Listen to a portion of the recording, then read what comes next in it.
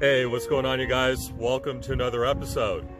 Today, I want to go ahead and talk about hope, and I want to talk about the end times, which are really the beginning times. This is just the beginning, everybody. This is the beginning of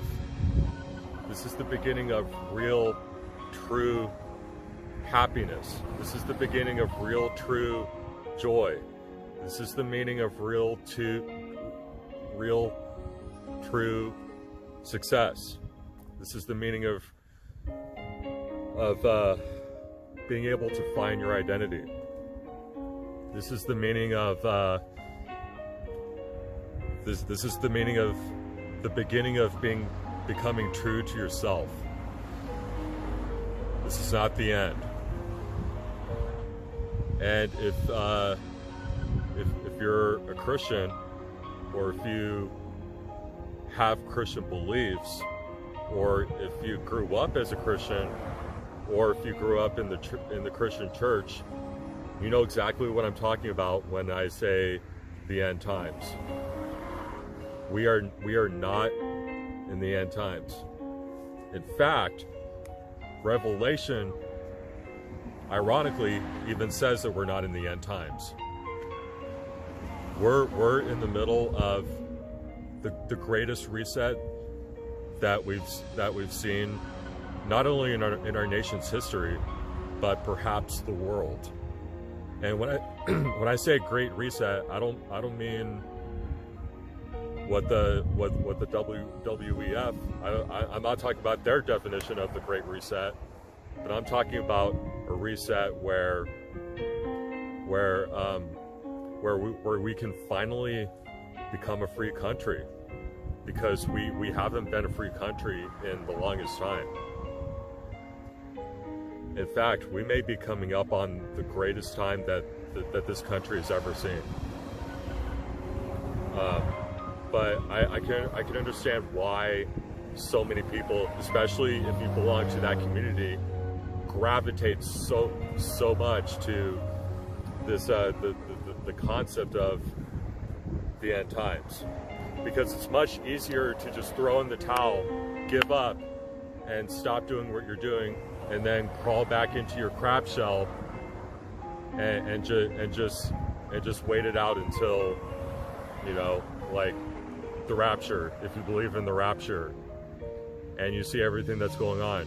It's very easy to just sit in your house and go, yeah, you know, it's okay, you know, it's the end of the world anyway, right? So I mean, what can I really do at this point? What's there to be done? There's a whole lot that you can do.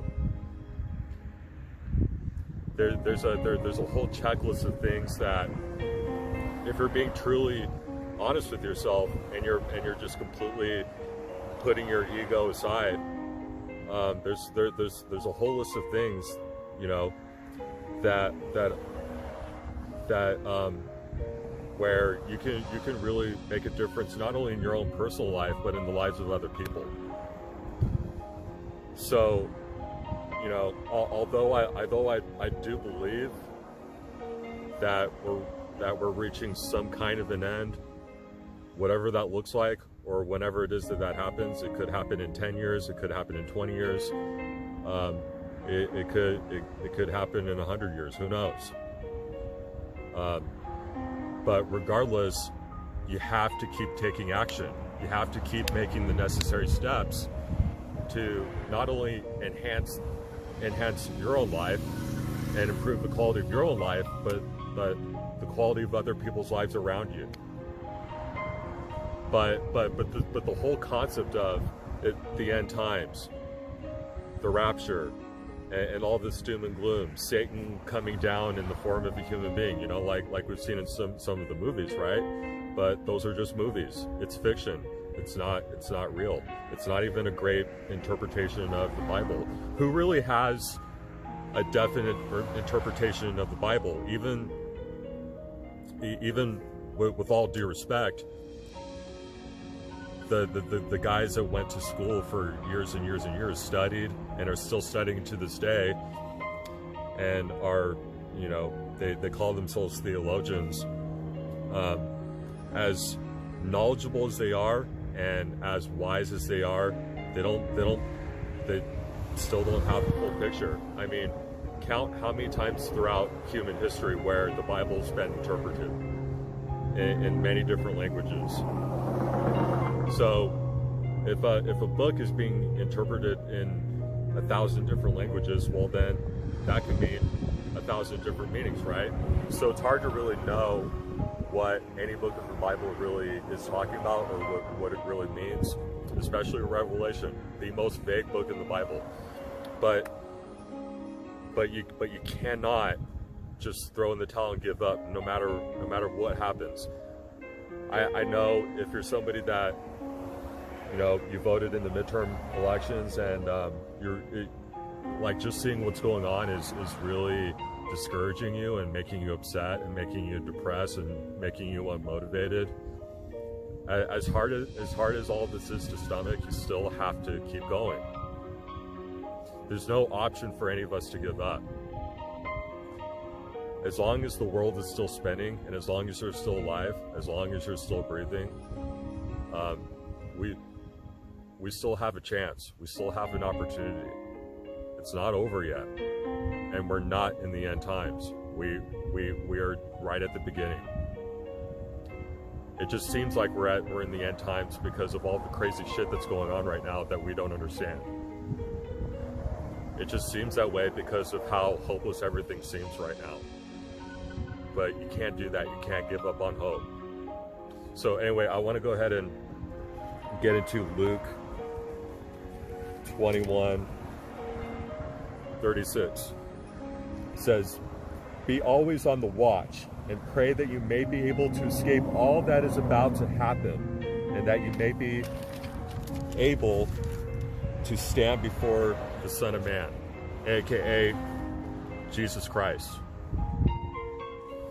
So what that means, some theologians will mistake what St. Paul says here as, you know, when he says that, he means, you know, make sure that you have your TV on at all times. Make sure that you're scrolling through your phone to keep up with any news that can signal signs that we're close to the end of the world. That's not what's being said here. What this passage means is, no matter what happens, no matter how bleak, no matter how hopeless things seem right now, there's still a way. Where there's a will, there's a way. There's still a way out of this. We can still turn this all around. But it's up to us. Nobody is coming to save us.